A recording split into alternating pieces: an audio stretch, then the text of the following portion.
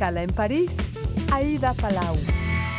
Bienvenidos a todos a este programa de Radio Francia Internacional y de France 24. Hoy dedicamos este espacio a algo que fascina tanto a mayores como a pequeños, los dinosaurios, y para ello viajamos al pasado, a la época en la que los continentes estaban reunidos en uno solo, Pangea, al periodo del Triásico, hace millones de años, y para hablarnos del tema, qué mejor que recibir en Escala en París a una de las paleontólogas que más sabe sobre este periodo, la argentina Julia de Sojo. Muchísimas gracias y bienvenida. Muchas gracias por la invitación. Paleontóloga, investigadora del CONICET, que es el Consejo Nacional de Investigaciones Científicas y Técnicas en Argentina, y también profesora en la Universidad de La Plata. Julia, ¿por qué fascinan tanto los dinosaurios? Qué buena pregunta. Porque fueron súper diversos, abundantes, fueron los reyes durante 150 millones de años en los ambientes continentales.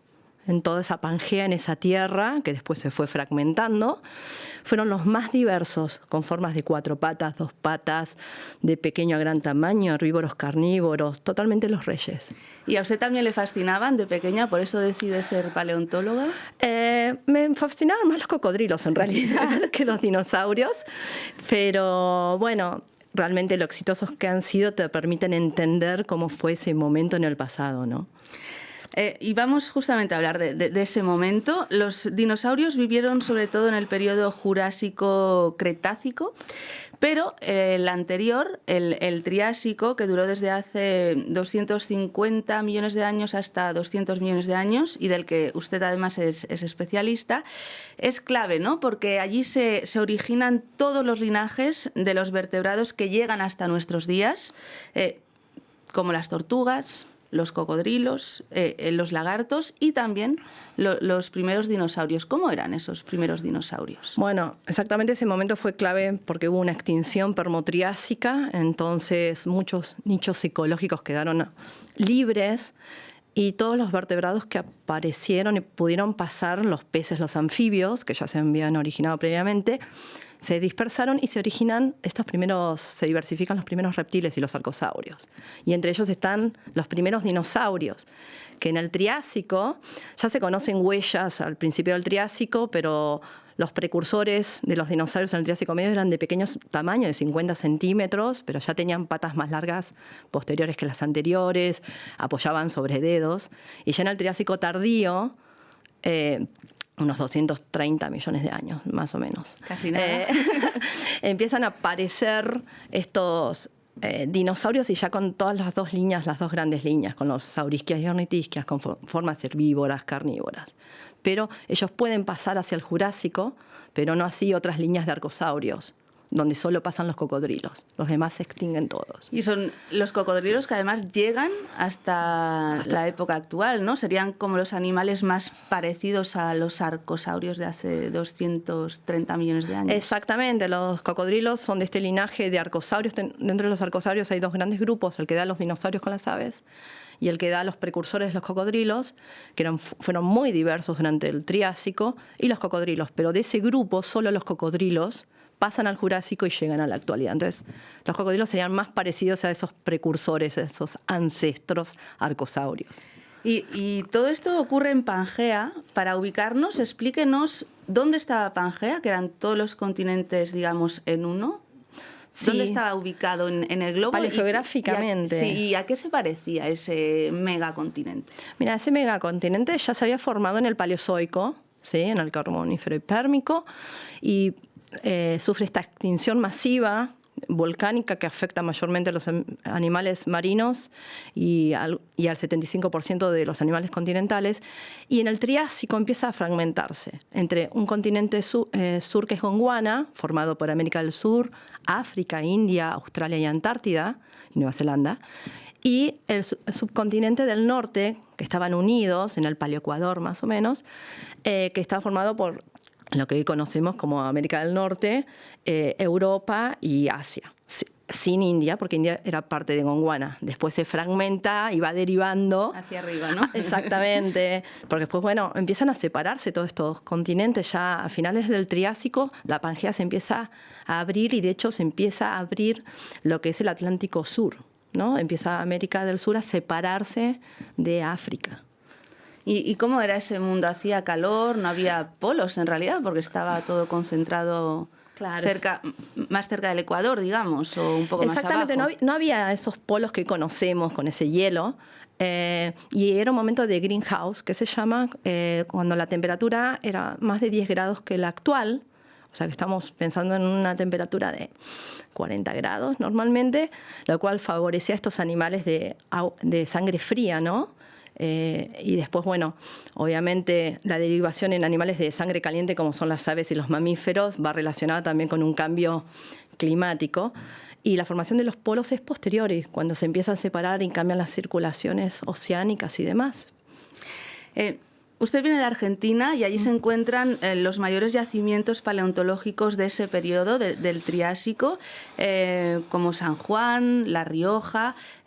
¿Tiene que ver con su situación en Pangea o con qué tiene que ver que encontremos esos yacimientos tan importantes en Argentina y no en otros lugares? Estos yacimientos triásicos continentales, ¿no? Porque en lo que hay Europa es más marino, pero los continentales los tenemos, bueno, en Estados Unidos y en otros lados. También lo tenemos en India, en África, tanto en Marruecos como en Sudáfrica, y en América del Sur, ¿no? Tanto en Brasil como en Argentina. En Argentina lo que pasa es que están descubiertos, no están cubiertos ni por vegetación como suele suceder en Brasil, o mismo por ciudades, como puede suceder en India. O sea, nosotros tenemos preservados yacimientos de esa edad, rocas de ese momento, y tenemos la suerte también de tener las secuencias temporales completas, ¿no? Por ejemplo, desde el Triásico inferior hasta el Triásico tardío. Y lo tenemos en dos grandes cuencas, una que se llama Inchegolasto Villa Unión, que aflora justamente, como dijiste, en San Juan y La Rioja, y la otra en Mendoza. Y son muy ricas a nivel faunístico. O sea, que es una suerte para descubrir muchísimas cosas, para entender ese periodo que se ha descubierto, y supongo que queda mucho aún por descubrir. Totalmente, siempre, porque nosotros tenemos una historia paleontológica muy antigua en Argentina, muy relacionada con estos exquisitos yacimientos, por supuesto. Y todo el efecto mismo de la erosión, de los cambios climáticos, nosotros vamos al campo y de un año al otro estuvimos en el mismo lugar y empezamos a encontrar huesos, que el año anterior no lo vimos porque la misma erosión de las lluvias, de los vientos, trabaja sobre el sedimento. Y lo deja al descubierto. Exactamente. Siempre, no todos los lugares son fosilíferos, pero en aquellos donde, por razones tafonómicas de preservación, hay fósiles, se van descubriendo de un año al otro. Hay veces que hay lugares donde no pasa eso, pero donde estamos trabajando nosotros, por suerte, y en muchos lugares en Argentina sucede. ¿Cómo es el procedimiento? ¿Alguien encuentra un fósil y dice, oiga, que a lo mejor aquí hay ADN de un dinosaurio? En realidad hay toda una organización, nosotros trabajamos con mapas geológicos, vamos a determinados sitios donde han estado geólogos y sabemos que tenemos esa edad de roca preservada, ¿no? Ese suelo representa ese tiempo. Y después empezamos lo que llamamos prospectar, que es caminando y buscando y mirando al piso. Ya tenemos una cierta experiencia en el ojo de conocer las texturas, los colores. Hay que agacharse y mirar, porque muchas veces los sedimentos, las piedritas, pueden parecer un diente o alguna estructura fósil. Entonces, a veces terminamos en 4 patas agachados, buscando. Según lo que busques es chiquito o grande. Y así se comienza. Y cuando se encuentra algo, se evalúa la importancia y la extracción, porque sacar un fósil lleva también muchísimo trabajo. Y entonces siempre evaluamos lo que encontramos. O sea, que es bastante largo. En Argentina, digamos que son bastante pioneros, ¿no?, en el tema de la paleontología. ¿Qué se ha descubierto en Argentina clave para entender? Muchísimas formas. Bueno, los precursores de los dinosaurios, de hecho. Todas estas formas que te cuento de dinosauromorfos. Sí, dinosauromorfos. Y de hecho los primeros dinosaurios, los más antiguos, Eoraptor, Herrerasaurus, provienen todos de San Juan, de la cuenca de Inchegolasto Villa Unión. Aparte de la investigación, está muy comprometida con el tema de la divulgación y ha participado en varios proyectos. Uno de ellos es Argendinos, para explicar la historia justamente de esos dinosaurios que se encuentran en Argentina y ese trabajo, ¿no?, de la paleontología. Sí, exactamente. Creo que la divulgación está atada de la mano de la investigación, porque todo esto que nosotros conocemos es patrimonio de la humanidad. Entonces, si no lo damos a conocer, pierde la importancia. Todos tenemos el derecho a conocer nuestra historia y entender cómo fue antes, y eso nos permite valorar lo que tenemos y cuidarlo, y más el medio ambiente. Entonces, la divulgación creo que es clave, tanto a nivel de docencia con los estudiantes como al público en general, y enseñarlos a los niños, así cuidan y entienden lo que tenemos y cómo fue la historia de la vida. A lo mejor se hacen paleontólogos futuros, ¿no? Con esos trabajos. Uy, pero si somos tantos paleontólogos, alguien tiene que hacer otras cosas. Bueno, he investigado en varios lugares, aparte de Argentina, en Marruecos y en Sudáfrica. ¿Qué lugar del mundo le gustaría investigar y que aún no lo ha hecho? Que dice, bueno, yo aquí a lo mejor del Triásico encontraría maravillas. Me gustaría, siempre me quedó pendiente ir a un Triásico que está en Inglaterra, digamos, en Gran Bretaña, la cuenca de Elgin, de donde vienen los más antiguos arcosaurios relacionados también con los cocodrilos. Me encantaría ir ahí, y mismo en Rusia. Me encantaría ir a Rusia, al campo, porque también es una cuna de los arcosauriformes, de esta línea que da origen a los cocodrilos y los dinosaurios. Me gustaría preguntarle también, ¿usted estaría a favor de resucitar a los dinosaurios, a lo Parque Jurásico? ¿Qué pregunta?